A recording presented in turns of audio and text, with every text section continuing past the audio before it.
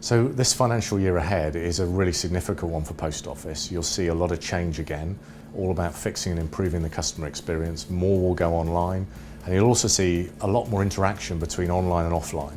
What we want to do is enrich the overall customer experience this year, and at the heart of that is great content, great creative, but importantly great analytics. This is the year of analytics for us, when we're going to get far sharper at data, much closer to understanding our customers, and importantly, continuing to enrich and improve the customer and product experience as a result of what we know. It's going to be a really exciting year.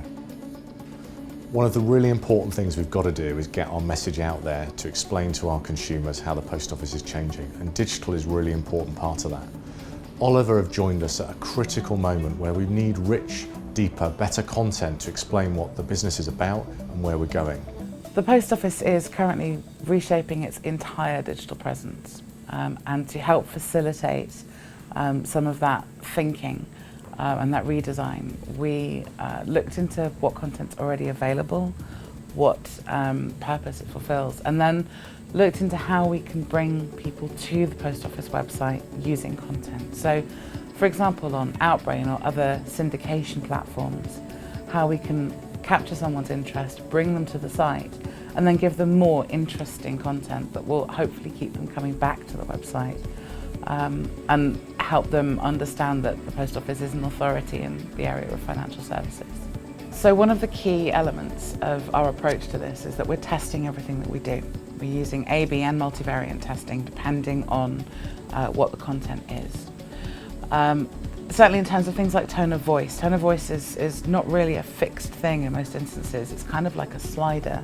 And on one end you have the very formal, and on the other you have the very informal, and different things work for different audiences and different products.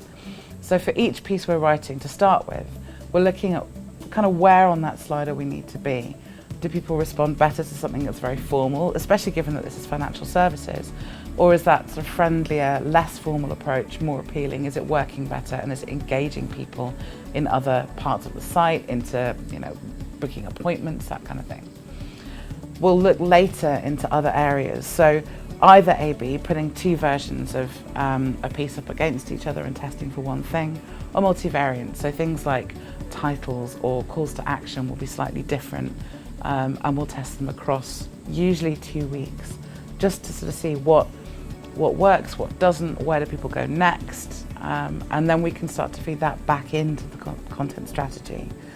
We can start to learn from what we've done and where people have gone and whether they've converted, and then give that information back into the business as another piece of intelligence for the wider marketing teams to use. So it's kind of an ongoing process, and it's a very agile process. We start with the theory and we test it, we see what happens next, and then we take that to another level, we test something new, and we keep that kind of cycle going all the way through the content strategy as we produce it.